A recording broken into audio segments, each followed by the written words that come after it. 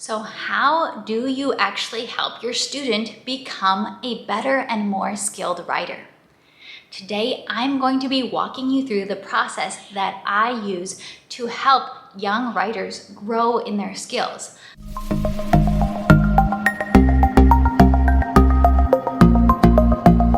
I believe that the process I use is an incredibly powerful tool. It sounds simple. I simply go over the paper that the student turns in, and I work together with them on suggesting rewrites and improvements.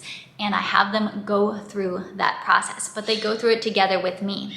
However, this process is something that many people simply don't do. Many homeschoolers don't do this. Instead, they give their student an assignment. The student completes the assignment by the deadline, they turn it in, their parent will mark corrections on their paper, they'll hand it back to their student, and they will record the grade as set by the rubric that they're using. Now, that process works, but I'm not sure it's all that effective for really helping a student to improve from the level where they're at and to reach the next level of writing skill. I believe that my process is actually much more representative of real-life professional writing in the real world. In the real world, as a writer, I'm not turning in an essay, turning in an article, receiving it back with some corrections marked on it and a grade. No, I'm turning in a paper and I'm getting it back with suggestions from my editor on how to rewrite it, questions on could this area be strengthened, could this area be tightened up a little bit, is this sentence really necessary? I'm getting comments from my editor and I'm getting the idea to look at my own writing and be like, oh yeah, that was dumb, or oh yeah, I really need to do this and explain this more clearly. That's how real-world writing works. I want the experience of writing in my family's homeschool to be at least somewhat representative of the real-world writing process. So I have always told the girls as they're turning in their papers to me that they should never expect me to not put any markings on their paper and have no corrections. That is not the goal here. That is never the goal with writing. That's not even my goal as a professional writer if I'm turning in an article to be edited. That's not my goal. That's not how writing happens. So do communicate that very clearly with your children, because some children can struggle with perfectionism, and that can be very crippling to the process of growing as a writer. So I warn them ahead of time that my goal here is not to look at your paper and say A+, everything was perfect. They know I'm not going to do that. That's not our goal here. But our goal is to see how can we improve. So today I'm going to be going through my own process of going over a student paper with a student for the purpose of helping them to improve it. And I'm going to be using as a prop one of my sister's recent papers, which was an assignment from her Sunlight curriculum. I'm not going to be going in depth into this paper and showing exactly how to improve this paper, but just kind of using it as a prop or as a model so you can see all my little markings that I've made all over it. And she expects that every paper that she turns into me will end up looking something like this, with things crossed out, things added in, many corrections being made. I'm going to talk about different categories of things that I look for of how to improve a paper when I go over it. The first thing that I'm going to look at is I'm looking for any technical errors. This would be errors in grammar, punctuation, spelling, capitalization, and formatting.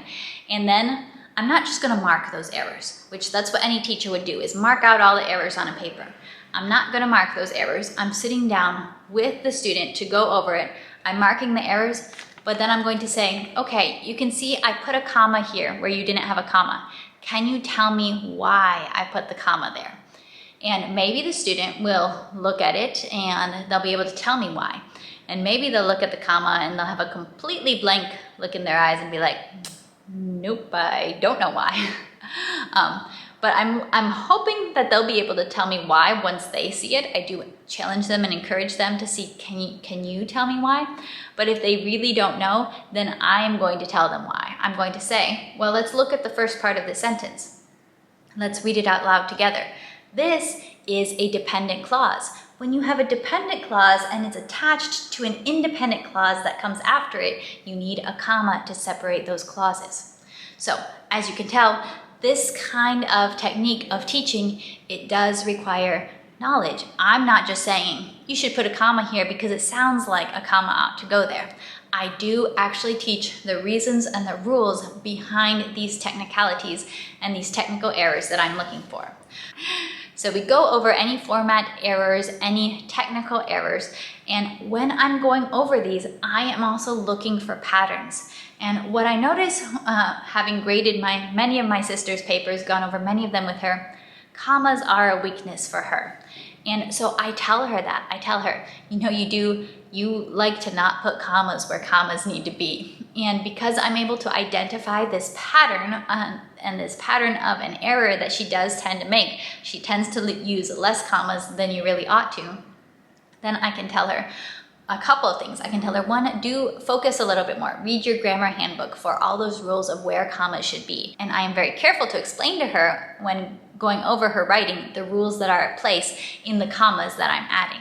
But I can also teach her a little trick. And many of our grammar rules, you can have the exact technical knowledge behind them, and you can also have some tricks.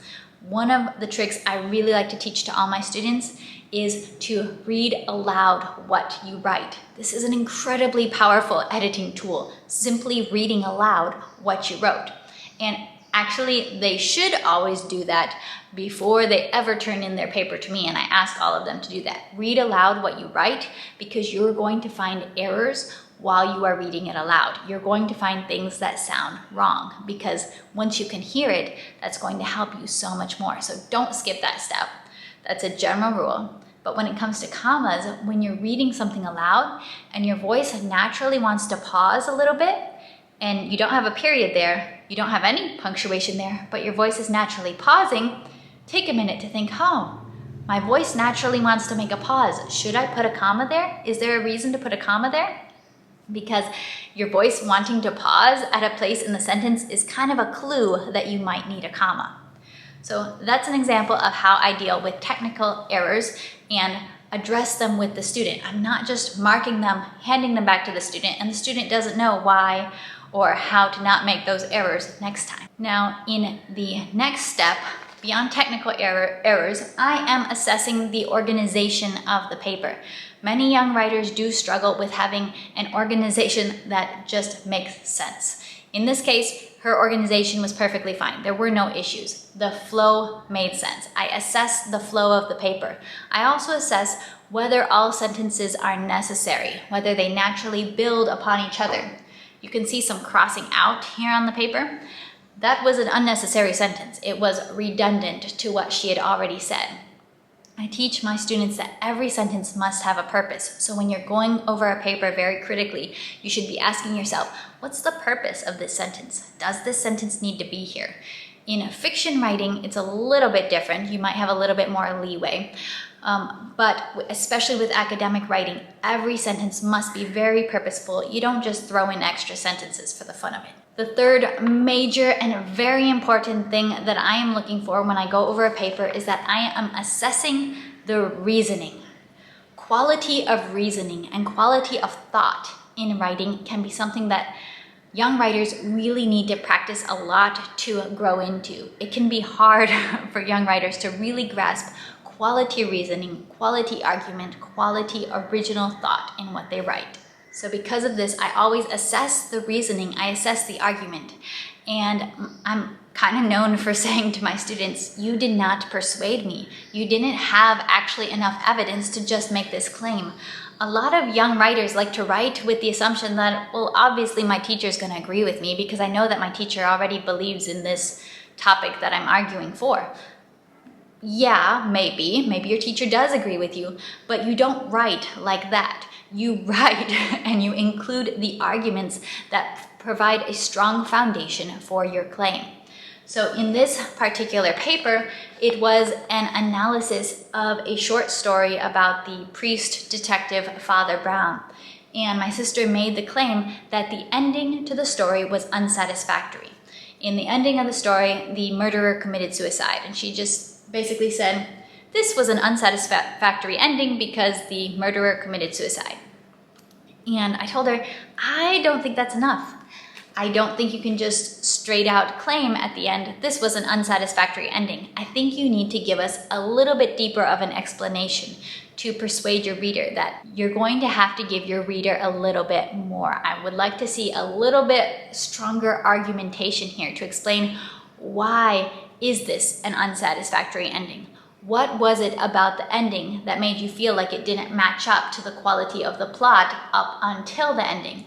I'm intrigued by your claim, but just simply stating it straight out and not really giving any explanation was not enough. And so I want you to do a little more with it. That was my assessment. So I'm not telling her exactly what to write. And if she wants some more ideas, we could brainstorm some ideas of what could be argumentation to support her claim. But at this point, I'm just telling her, you can't just make the claim without argumentation. And that has been a problem I see in a lot of writing with young writers. They just want to make a claim and they expect that we're going to believe them. And yes, in reality, I might believe them, but as someone assessing their writing, I'm seeing holes in the argumentation. I'm seeing you made a claim without backing it up, without giving me at least some reason to be persuaded by your claim.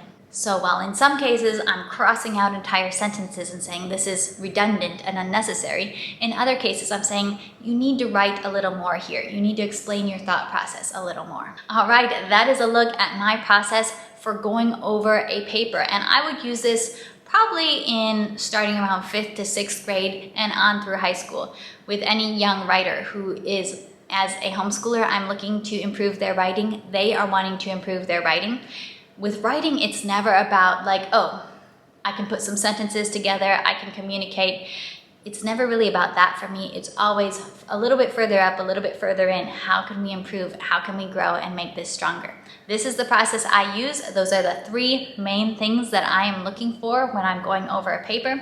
I hope that this was helpful and can give you a little bit of inspiration to think how you can walk with your child through the review, rewrite, and editing process and help give them ideas and challenge them to make their own writing stronger. All right, I'll be seeing you next time. Bye.